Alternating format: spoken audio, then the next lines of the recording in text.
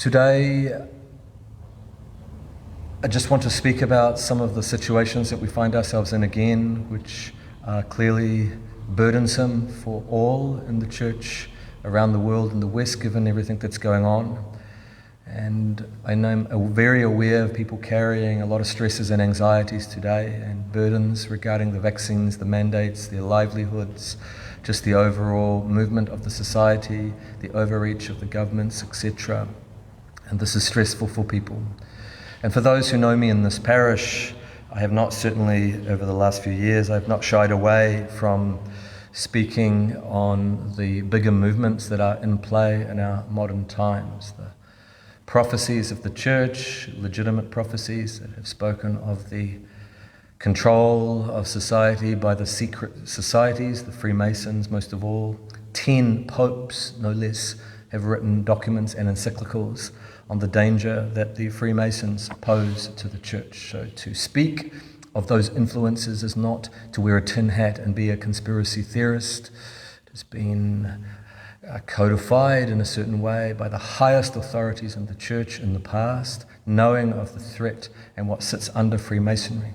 As to exactly how, when, what things come directly from them, that's a more difficult thing to answer, but there's no doubt that there are influences in the world which are anti-Christ, anti the Catholic Church, and are wanting to push a materialism and a naturalism which denies God and removes him not only from public life but ultimately from private life.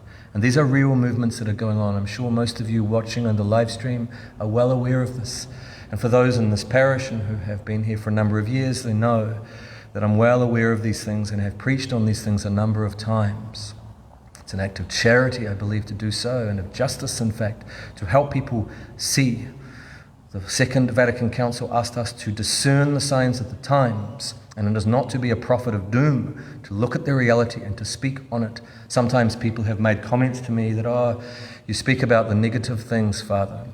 Well, look at the Gospels. Christ did also. So have many saints, many theologians, many popes have spoken about such things. It is not to be a pessimist or somehow to be unfaithful to the spirit of the gospel, to be real and look at the difficulties and to speak on them, but at the same time to make sure that we speak on the things that will maintain our hope, maintain our joy in Christ, maintain our faith, etc. And they are mainly spiritual in today's world, in fact, because we're losing all of the other aspects of our culture and society that used to normally embody those things and assist us.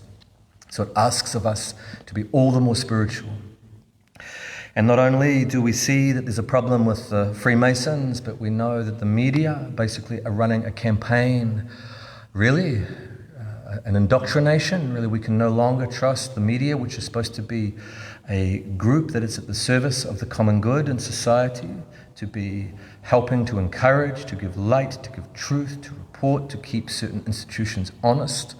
The media now are very much controlled by the ideologues who sit in behind similar movements to the Freemasons, anti-God, anti-the supernatural, anti-the Catholic Church, anti-Christ.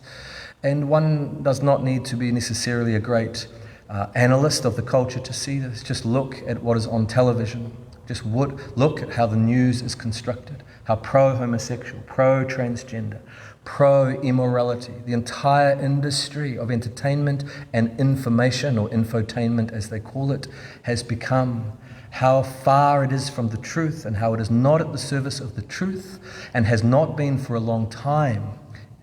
Doesn't mean that there are not every now and again some little bright lights here and there. Of course, it is not monolithic.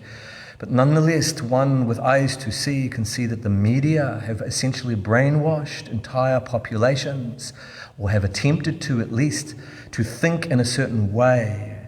And that brainwashing has also been prominent in the major learning institutions, the universities, and now it flows down into the secondary schools and even now into the primary schools, such that parents, good parents or Catholic parents, Christian parents, are very concerned about the indoctrination of their children in the schools. And this is not to be an overreactor. This is to be a realist, facing the difficulties and to know that there is a sickness in our culture from the way that the political class operate, the way the media class operate, the way that the intelligentsia class operates, to push certain agendas, have been doing so for a long time, and now we face very much with the vaccine mandates an extension of what has been going on for the last century or so. In some ways, we shouldn't be surprised by this overreach of the government. It has been going on for a long time. The enacting of laws supporting abortion, supporting contraception, supporting divorce and therefore remarriage and adultery indirectly, supporting fornication indirectly, supporting homosexual acts by their legalization, supporting homosexual marriage and all of the transgender unreality, the way that people can suspend their senses and direct knowledge of reality in such a way and ask and force others to do so. This overreach and push from not only the agencies I've mentioned, but from the law, the legislative bodies, has been going on for decades and decades. And we are obviously suffering and have been suffering under it for a long time. And now we have euthanasia and we have the hate speech laws. Christians and men and women of goodwill are being crushed and harried into a corner. So we should not be surprised if there is another step taken by these ideologues in power and with the authority, unfortunately they were elected in, that they then take another step by which to harass and bully, coerce, manipulate and push citizens into a corner, that if we don't adopt their indoctrination we will suffer and that we will be in a very hard situation. We should not be surprised. This has happened many times in the past. Under every persecution of the church, it works in this way, incrementally, normally, until there's an explosion of attack, very, very front-faced attack on the church. So let us not be, in a certain way, a little bit bewildered. This has been coming. And we really, if we have been praying and reading the good source materials that the Lord gives us, we should be aware of it and have seen it coming. It's the socialism where it has been embedded in the culture and now it rises to the top, and the political class, which are mainly socialists of various kinds and various degrees, are acting in such a way that they think they have the right to push everyone around, employers, employees, parents of families. And what they are enacting is clearly something that is immoral. In the name of a good intention, in the name of a social good, protection of people from a virus, protection of children from difficulty, protection of the hospital system from overwhelmment.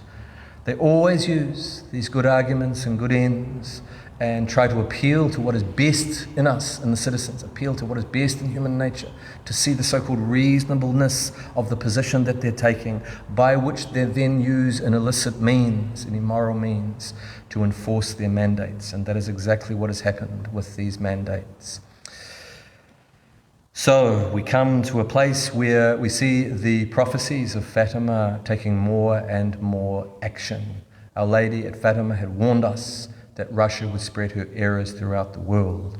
And the creeping socialism and the creeping totalitarianism in the West is nothing other but the errors of Engels and Marx and then Lenin and Trotsky and all the others that have seeped in and become a thing called cultural Marxism, by which we are bullied into submitting to a doctrine, otherwise we can't live and participate in the wider society.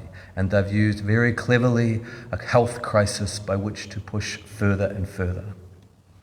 So how do we reply? How do we maintain our hope? How do we maintain our joy in our Christian life as these sorrows are pushed on people? And not everyone is suffering in the same way. Someone who's retired obviously doesn't feel the bite in the same way that a working man or woman whose mortgage and food on the table depend on their livelihood. It bites different people in different ways and to different degrees. But I think the response for all of us is to be very similar, because they are truths that are given to us from the Lord and lights from the Lord. And one model I would put forward for all of us is the Holy Family. Under persecution from the very beginning, Joseph having to flee with the child Jesus and his spouse, Our Lady, from the tyranny of a megalomaniac murderer, Herod. He flees into Egypt. takes flight and hides. Legitimately so. He's told by the angel to take flight and to not face this tyrant legitimately. And then when he returns, he submits obediently, in fact, to a census by a pagan overlord, the Roman emperor, because it was a thing that was asked that could be compromised on. And then, of course, we know the murder of the holy innocents that were done. Others had suffered because of the coming of Christ, not caused by Christ, but caused by those who refuse to receive the true King. So often this happens when God enters the world, and here it's the incarnation, the greatest entry of the Lord into human history through a human body and a rational soul. There is a reaction of the devil through evil men. And throughout the life of the Holy Family hidden in Nazareth, Our Lady, the greatest contemplative, knows what will come. Bad times will arrive where her son, at the age of 30, and especially at 33, will suffer a most horrific death. But Our Lady does not dwell on that throughout the entire hidden life. She does not let that darkness on the horizon of the crucifixion, and in behind that is her trust in God, that implicitly means her hope in the resurrection. But nonetheless, Our Lady in the hidden life, through those many years living in the joy of this simple life with our Lord and with Saint Joseph, does not dwell and allow that gloom to overshadow her or her family life. She places all of her trust in God, lives the simple things every day, focusing on Christ her Lord, and loves him at the service of him in great simplicity, not necessarily casting her eyes further afield, trying to understand all the political mechanisms of the day, the different groups and fights that are in play. Some Jews wanting to fight literally against the Romans, others taking a more practical path, some compromising legitimately, others compromising sinfully. Nonetheless, Our Lady does not concern herself too much with those things. She focuses on our Lord and the vocation that God has called her to love him, be attentive to him, live in great simplicity, the joy of Christ's presence, without considering too much the things beyond the horizon that God does not ask her to consider. And now that is not for everybody. As I lay this out, of course, there are some today, practically, who will be called to fight legally in the courts, others who will stand up with their voice and prophetically denounce what has gone on. Yes, there are different vocations for different people, but a vast majority of the Christian people will be called to live a little bit like Our Lady, to live their family life well, find joy in the light and love of family, bringing Christ there and seeing him there, gathering around in prayer, enjoying the simple good things of a human life lived as best as it can be in a pressurized system and in a persecuted way. And there we guard the joy of a human Christian life. We guard our joy in Christ, and together, individually and as family, we must adore and give thanks. And thank God for the trials. Thank God for the difficulties that we face. It's in these things that our faith comes to fruition. It's in making acts of trust in these moments that we please God the most. It's in abandonment to the Lord's holy will is when we really do exercise our faith in trial. There, these things are pleasing to God. And God is not wanting in his generosity. He hands over a superabundance of grace to those that are facing persecution in their faith. And we are really, if you want to ask my opinion, we're only in the beginning throes, really. These things are the first steps among others, in my opinion, for other things to come. And there, as we face these difficulties, we have to, first of all, I think, be healthy in our discernment, especially when it comes to the things that we can compromise on and the things that we can't. I've noticed in recent days a few expressions in the Catholic media that have worried me a little bit, to be honest, because they are causing confusion for the faithful worldwide. And I just want to mention those. And when I say this, it's out of a great respect for these individuals, because I certainly think that they have said many, many good things, and they have preached the truth in many respects. And just like any person in the church, whether bishop, priest, deacon, or laity, we can all make mistakes, me included. We can all make philosophical, theological mistakes, not quite see entirely, and this is why it's so important to consult in the church. And ordinarily, a pope, when he's about to write an important document, he will always consult widely. If he writes it alone, there's a great danger that he has blind spots, even a pope, assisted by the Holy Spirit. So important that when we're dealing with very complex moral, philosophical, ethical, theological questions, that experts in their fields are consulted. And ordinarily that would happen with papal documents, and it should be all the way down to our own personal situation when we're grappling with complex moral things, to make sure that we do ask those that we trust, that we respect, who are well-educated, well-formed, faithful to the church, etc. Because the reason I say this is I saw an article on LifeSite News by Bishop Schneider, who's a good bishop from Kazakhstan, and he was essentially saying that we cannot take the vaccine. It would be a sin, an immoral, evil act to do so. First of all, because it is not remote, material, passive cooperation, something that I was saying a few weeks ago in one of my homilies. But he believes it's proximate material cooperation in the evil of the abortion industry, and to take the vaccine would be a sin, and to do so knowingly and willingly would place oneself in a serious sin. Now look, I cannot agree with this, and the majority of the moral theologians in the church do not agree with this, including Pope Benedict, who wrote documents from the Pontifical Academy of Life and the Congregation for the Doctrine of the Faith when he was Pope, including John Paul II, and all the other very faithful moral theologians of the 20th century dealing with these medical issues have never asserted this. It is just the opinion of Bishop Schneider, and it is the opinion of one man. And it would be, I think, very dangerous to base our practice on the opinion of one, even if he's a good bishop, on one bishop alone, and to make him the magisterium of the church. That would in fact be heretical. To take my moral cues from one bishop alone on this matter as if he's the one representing the entire tradition. Unfortunately, he's not on this matter. We must look to the entire tradition and to those who are faithful to take our cues. And the church has been very, very consistent on this matter. The taking of a vaccine that has had some cooperation in the abortion industry, as I have mentioned a couple of weeks ago, is remote, material, passive cooperation and illicit in the eyes of the church when there is no other option. And in New Zealand, we have no other option currently. The Pfizer vaccine is the only one on offer. Most of the vaccines around the world have been the only ones on offer. There has not really been an ethical vaccine available. Many people are waiting for that. The Novavax, I think, is still compromised. It might be better in terms of being a traditional vaccine, but it's still compromised ethically. And I think the JP2 Centre, one of the Catholic groups, has been working on an ethical vaccine. If that was available, yes, there would be a moral obligation to take only that vaccine, to not take the other one. But when we have no other choice, unfortunately, we are faced with these hard choices in human life today.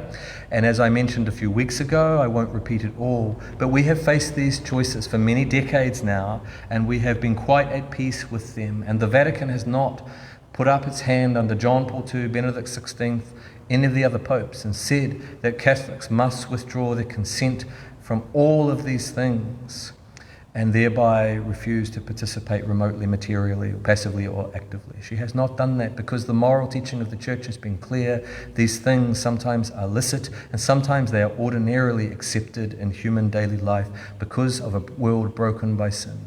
If we take, and I won't mention this too long, but if we take the avoidance of contact with evil in the world to its conclusion, we will end up as Gnostics, as dualists who think that the material world, because every way in which we interact in the material world, including the atoms in our body, has some participation in evil by connection, remotely, materially, etc.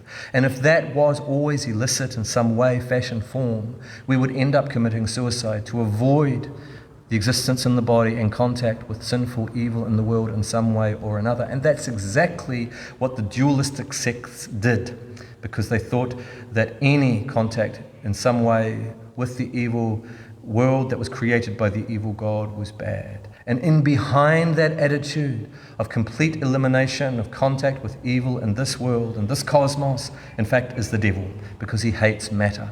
Now, I'm not saying those who refuse to take the vaccine on these theological arguments are in this extreme, but we have to think with the mind of the church and be very careful that we are with the tradition on this matter. And there I would give my personal advice: do not follow that advice of Bishop Schneider. As hard as it is for me to say that, because I respect the man greatly, and I know many of you would have read his books and enjoyed his insights and his powerful prophetic stand that he has taken in the modern times. Cardinal Mueller, Cardinal Burke have been very, very good in this regard, so I certainly think that we should have a listen to what they say as well. The mandates, which I mentioned last week, what the Labour government now has put forward in the civil sphere, including in the working sphere, and the way that they are wanting to use the different businesses by which to push the vaccine, I believe really have overreached the authority that they have, and they're using their power in an illegitimate way. And they are creating a dilemma of conscience for a lot of people that is very, very unfair. It is not their role to do so. In the name of protecting the health of the community and health of individuals in different situations, they are willing to abuse the rights of other individuals in these situations. These things are in tension, clearly. The right that I have to be safe in the community, etc., and operate, and then the right I have to work and to be able to participate ordinarily in all the different dimensions of societal life and the common good. And they have essentially said that this one trumps this one, and we will suppress certain inalienable rights of people in order to force them into a position where they choose either to participate in the society or not, and get or vaccinated or not. And that is really an unfair choice that they are mandating upon many, many thousands of their citizens. It would be the way that they must choose to proceed forward would be offer other means other than a vaccination to protect the members of the community, or to produce religious or at least conscience exemptions, which they have not done. And so what we end up with is just another version of cancel culture, to such a point that if people, because of their informed conscience, do not want to take the vaccine for whatever reason, they end up being excluded and treated in a certain way, like they were in the southern states of America, second-class citizens, or like lepers who were pushed to the margins based on the possibility that they could be sick, not based on the actual reality of being sick. And there it makes one think, and I'm not saying it is this, but it certainly brings to the forefront of one's mind what is prophesied in the book of the Apocalypse, that if one does not receive the mark of the beast on one's hand or one's forehead, then one will not be able to buy and sell and exchange, or basically not participate in the society. And traditionally, it's different ways of interpreting it, but the mark of the beast on the hand has suggested that unless someone submits to a practice or a doctrine in their work, because we use our hands for work, then one will not be able to actively participate in the community. And the other one for the forehead is to submit to a doctrine. And it's quite possible that these work in different steps incrementally. Now, I'm not saying it is definitely that, but when you see in the name of these goods, protection, health of the society, that they enact certain laws in this way to exclude a certain class of people who are innocent. They've made them guilty by a stroke of the pen in law, when these are ordinary citizens. They are not criminals. To make this discrimination, this segregation, based on these things, and to make them submit in their work, otherwise they won't be able to work, I believe is extremely unjust. And the reason I say that so strongly is because that it will come that probably 90% of all the different employees and companies in New Zealand will require vaccination. And so even if a person takes a stand now and says, okay, I'm not going to receive the vaccine, I accept that I will lose my job, it's very likely that in the next few years, almost every company in New Zealand, because of the way that the government has given them the authority through the changes in the law that have now happened, the authority to fire them if they are not vaccinated. So it's basically causing a certain group of people to not be able to live in this society without the vaccination. Now, how is that possibly legitimate? How is that not an abuse of the rights of the citizens? Especially when the danger is not what they claim it to be. If we had Ebola and people were genuinely sick everywhere of Ebola, or something like the Black Plague, then there might be some grounds by which such a draconian action is enacted. Even then there would be doubts. But given that this has a very, very low death rate, and given that most of the people will be vaccinated, so that in these situations that they speak of, most of the citizenry are protected, the danger that the unvaccinated, they might be 5% in the population, present to the vaccinated is actually not that great. There's some danger, sure, there might, by the spread that happens and that they cause, there might be some overwhelmment of the hospitalisation system, there might be some further spread, although that's mitigated because most people are vaccinated. I don't see how the danger legitimizes such a draconian action, and thereby it is a disproportionate response, and to do so in such a universal way is an abuse of power. And these are the incremental steps that totalitarian systems traditionally take. If we look at the Soviet Union, Nazi socialism, the National Socialism of the Germans in the various ways, and all the other forms of socialism that have arisen through the last 120 years or more, they always start in this way, by slowly stripping away certain civil liberties, civil rights, and they begin to touch on human rights and human liberties, until suddenly we find that we have had these things removed from us incrementally. And this is the danger we're in. I'm not saying that this government's going to be a totalitarian regime. It is not that kind of argument. It is saying that these are dangerous steps on the road to such a situation, and that the citizenry should not just accept it, really. And it does not legitimize it if a majority of the citizens agree with it. We are not in that kind of morality when it comes to the community and the common good. Just because the majority might agree with it does not make it moral. For all of us Catholics, I hope we are very much clear on that our rights come from God, and the ordering of a moral life comes from the natural moral law and the realism in a proper proportion to that. And the way we organize our community has to be consistent with the laws of God as given through the gospel and through the natural moral law. And the rights of man must be respected. They come from God, the fundamental rights and freedoms. The community itself, whether it's a democratic consensus or some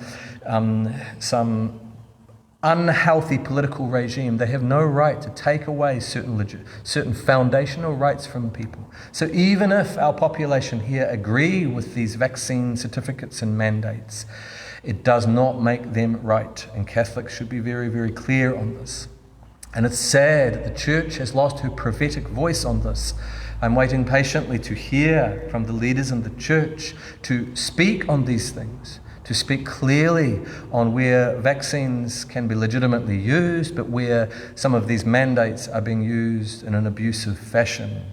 This needs to be very clear from the Church, I believe, but I don't expect it will be, given what has happened in the Vatican and from the highest levels there.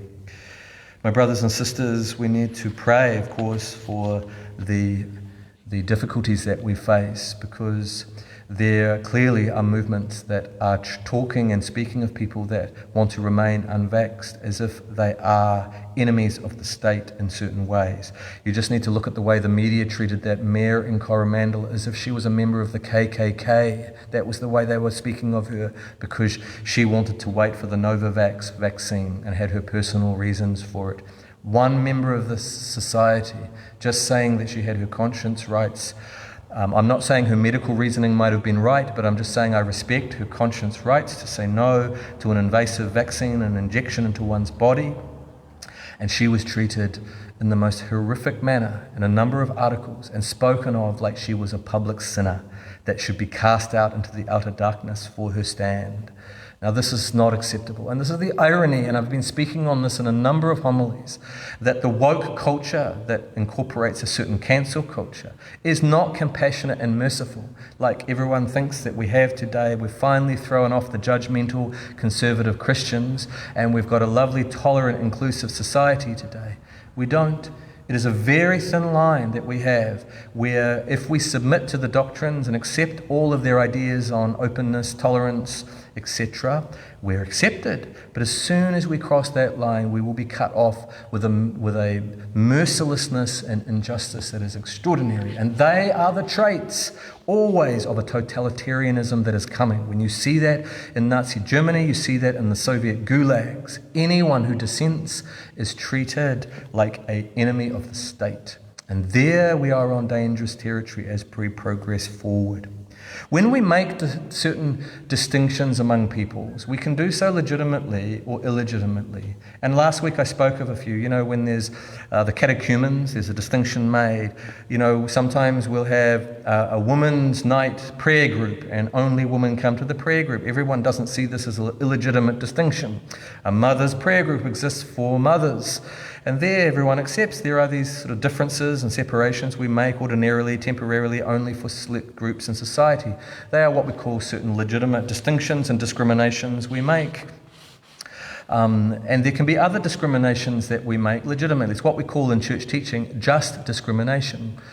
For example, if a man robbed a bank and he comes out of prison after paying his debts to society, and he wants to be now a working citizen in the society, and he applies for a security job at a bank, he will be justly discriminated against because of his previous record. He's not trustworthy, even if he's now come out of prison, to take on that particular role just yet.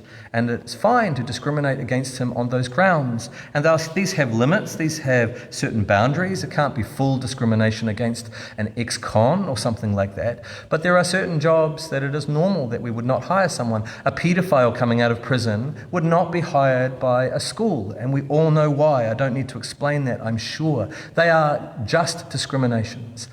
But we normally discriminate against people who have done things wrong in that regard when it comes to these kinds of things. When there's a kind of a separation that has a punitive element to it, a correctional element to it, a deterrency element to it, a reparation element to it, we only do that with criminals.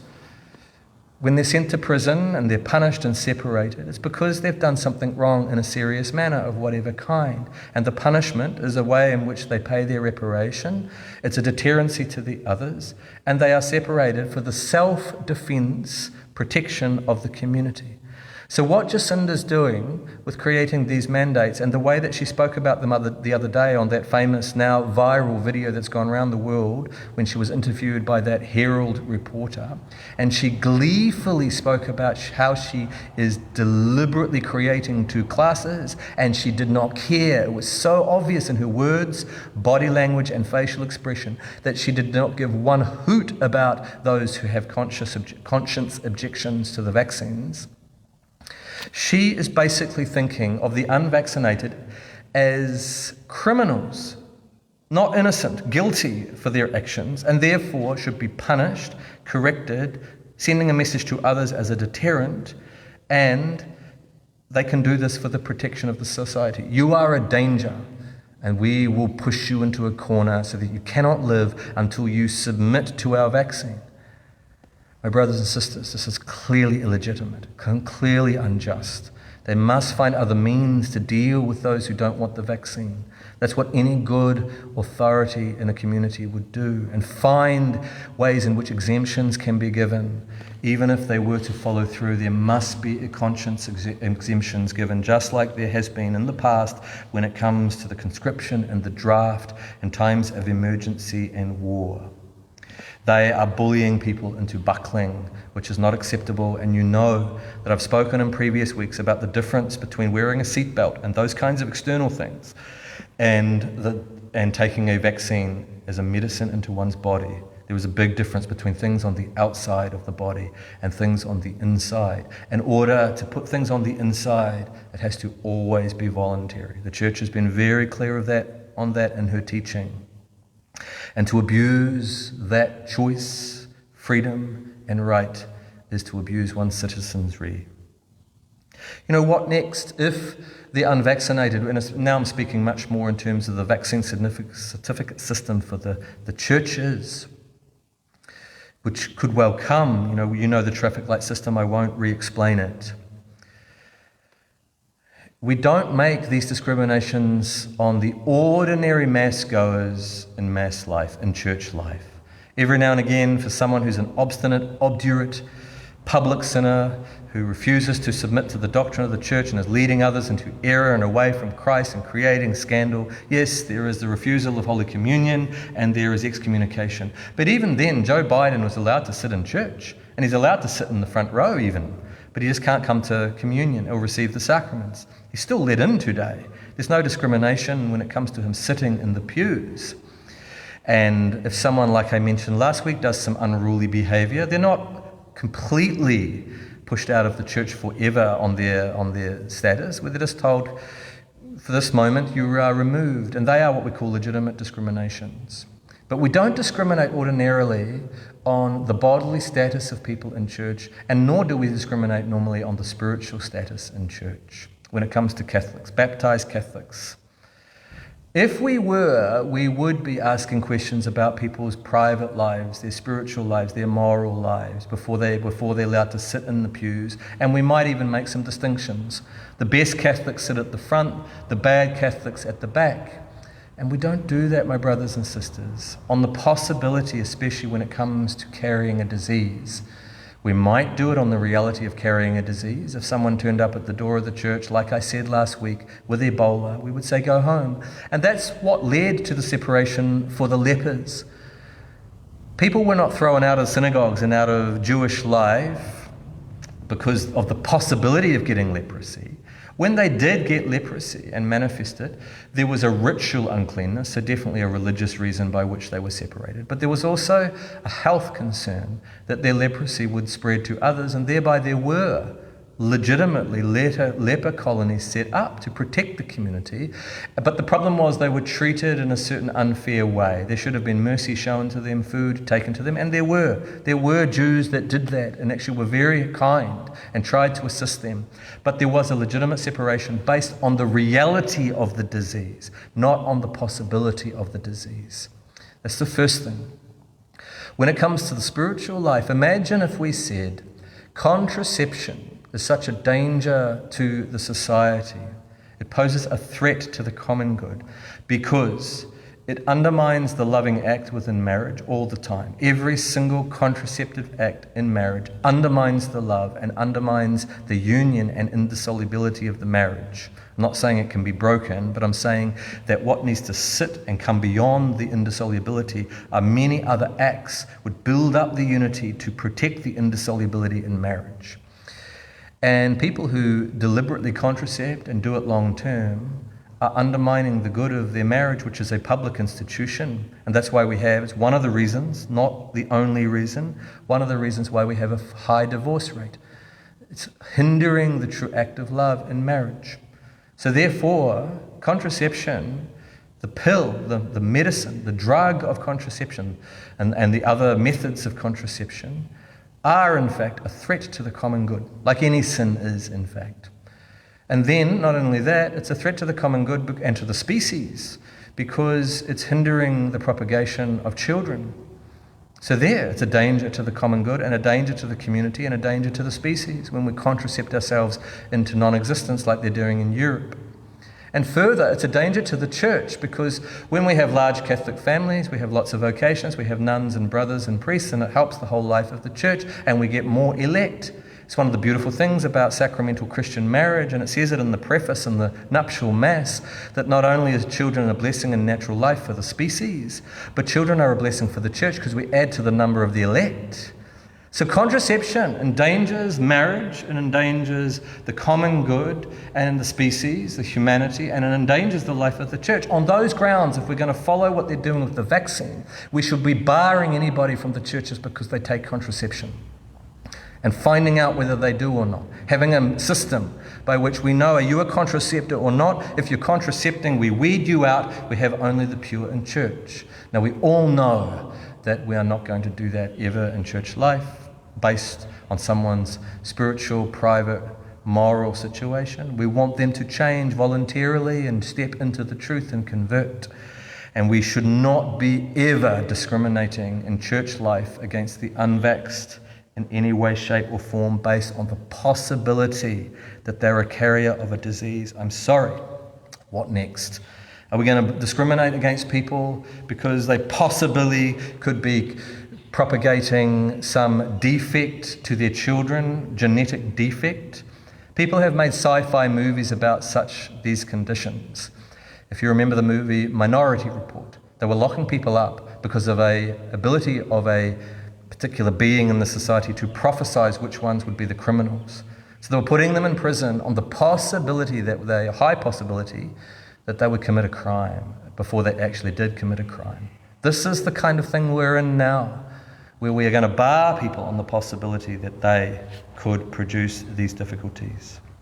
The question is, my brothers and sisters, and I'll finish here, and once again, I know I've gone long, but it's once again, you know my reasons. They're serious, but also we're on live stream so people can pause and come back, take a break, etc.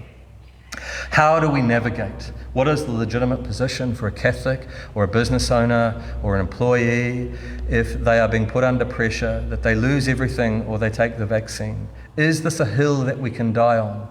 And the simple answer is yes. One can compromise on this if necessary for the sake of greater goods to be protected and for the sake of avoiding greater evils. And sure, I agree it might be submitting to a further draconian inaction of things in the future, but one can definitely submit and compromise on this issue if one has weighed up all the other risks and benefits and done their research and said, yeah, the risks of the vaccine are fairly low, the benefits are that I, etc., I avoid long COVID, I most likely won't be hospitalised, etc., and I'm quite happy with all those kinds of reasonings. When I've looked at the medical data, I would say that that's a legitimate way of looking at the vaccine, and for taking it, no problem at all. One might even take it because they really feel that it's a good act to do, a help for the community. Fine, if you've done your reasoning there and weighed it all up, no problem. And thereby voluntarily choose it, no problem. In your conscience, informed by the truth medically, efficacy medically, morally, you've done your thing, fine, no problem at all. But another person might have grave concerns, especially now that they're talking about the vaccination of children, and my guess is that they're going to forcefully vaccinate those who are above 12 years old. So that is a clear abuse of parental rights, and they are overstepping the mark once again. No surprise, because they've done with this with abortion already. But that will be an incredibly sinful act from the government if they try to undermine parental rights over their children regarding the vaccine. So someone might say, I just don't want to take it because I feel like I'm participating in an evil regime that could end up, and thereby I don't want to give any consent to it. Fine, if a person is looking at it that way. But if you're in an impossible choice where you need to pay your mortgage, you need to put food on the table, there's no way that you can live otherwise, you can't see any way forward, a person can legitimately compromise on such a thing. This may not be a hill that we die on, and we submit to it. And this has happened many times in the history of persecution of the church. So do not be in any qualms and worry about it. There is no sin in taking the vaccine. There is no somehow moral illegitimacy to taking the vaccine at all. One can do so for a number of good reasons, and one of them might be, or a number of them might be, I need to survive. And that is not saying that we're selling out, not at all, because we are not being asked to deny our faith. We're not being asked to deny Christ. We're not being asked to sign up to an immoral acceptance of homosexual marriage or anything like that. We're simply being asked to take a vaccine which in and of itself is a good, that carries a few risks, there's no doubt, but also helps for other things. And I might not like it in my conscience. I wish I had more choice, but nonetheless I might do it for the sake of the protection of other goods and the avoidance of greater evils. And if anyone wants to really have a long discussion with me about that, I'm very, very happy to have it and to go through all the different criteria. There will be future hills that we will have to die on, where we will be asked to deny Christ in some way, shape or form, either at the moral level like St. John the Baptist, Thomas More and others, or at the supernatural level.